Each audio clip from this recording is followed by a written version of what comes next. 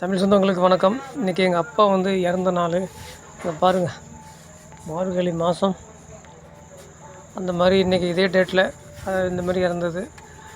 இன்றைக்கெலாம் எங்கள் வீடு அப்படியே ஒரு பயங்கரமாக இருக்குது. என்ன பண்ணுறது, 98 இறந்தது. அதெல்லாம் ஒரு பயங்கர கதை. அது என்ன சொல்கிறதுன்னு ஒன்றும் தெரியல.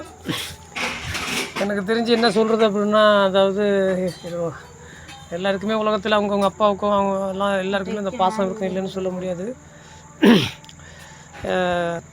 என்ன ஒன்று ஒரு கவலை இருக்குன்னா, அதாவது எங்கள் அப்பா இருந்திருந்தால் என்னுடைய இப்போ பசங்களுக்கு இதுக்கு அந்த மாதிரி கொஞ்சம் துணையாக இருந்திருக்கும்.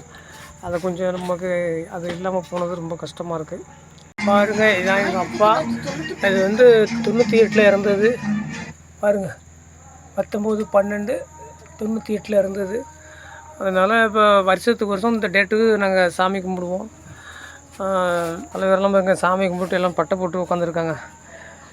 சிவன் கோயிலுக்கு கூப்பிட்டாங்க, நான் வரலையம்மா. அதனால அவங்க பார்த்துங்க நல்லா முறைச்சிட்டு இருக்கிறாங்க. இதான் எங்கள் அப்பா தான் தெய்வங்கிறான்.